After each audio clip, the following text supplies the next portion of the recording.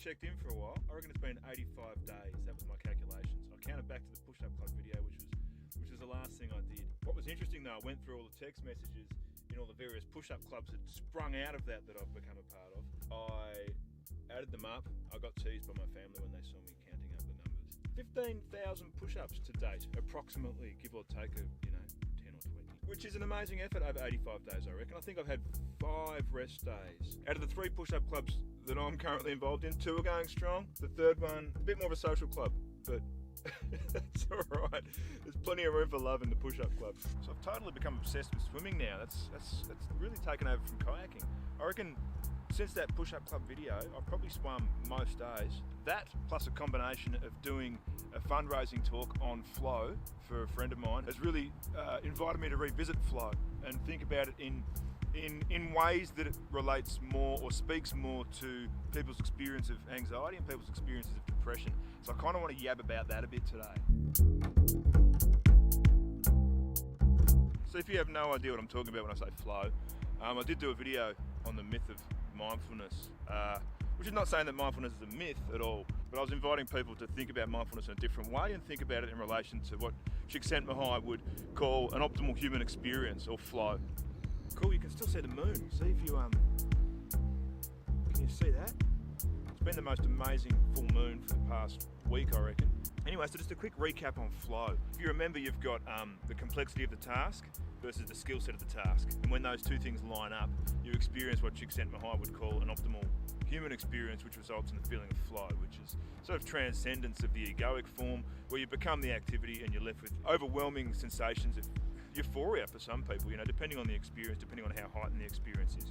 Actually, I'll put up a chart so you know what I'm talking about. So flow really is the intersection between your skill set, the complexity of the task, your level of anxiety, and your level of boredom or apathy or even depression. This is why it's beneficial to view anxiety or depression through a flow lens, because it can offer some insight as to how you can change your life or how you can address your behaviour in a way that might reduce that experience of anxiety or that might reduce that experience of depression. If you look back at this chart again, you'll see that if I'm engaged in an activity where I've got a pretty low skill set, so I'm not very good at this task yet, maybe I haven't been doing it for long, or maybe I'm just not very good at it, and the task itself is quite complex, then you'll see if you follow that axis up, you'll realise that more often than not, I'm going to be overwhelmed with anxiety.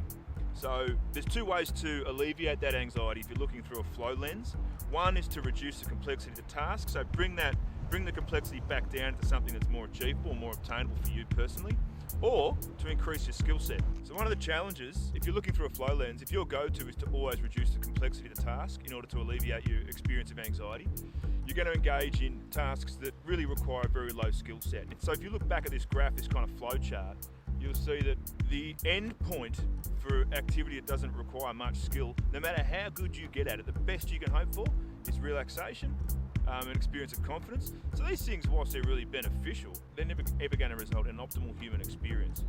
So it's about finding that sweet spot, finding that dance between the two. So really, when I experience anxiety, like there's a guy I just jogged past before, I experience a slight bit of anxiety because I feel like a dickhead talking into a camera. So right there is exactly what I'm talking about. That jogger jogging past me while I'm talking to camera encapsulates the theme of what it is that I'm trying to express here. So rather than letting myself waffle on here, I'll waffle on here. Okay.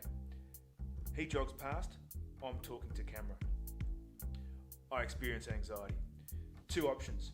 Reduce the complexity of the task at hand, which means basically stop talking and pretend that I'm just sitting on a park bench. Second option, push through the anxiety in an attempt to expand my current skill set, the skill set in question being talking to the camera. I choose to push through the anxiety in order to increase that skill set because talking to the camera is something I enjoy and I want to get better at it.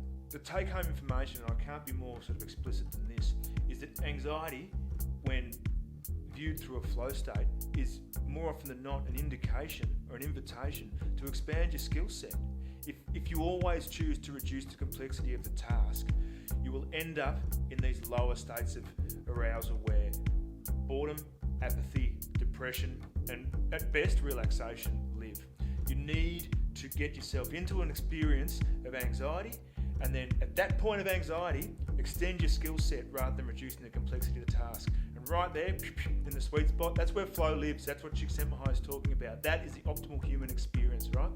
So I'm probably going to cut this short now and just, from here, just cut to some shots of me swimming, play a little bit of acid jazz and let it roll out, you know. Stay awesome, people.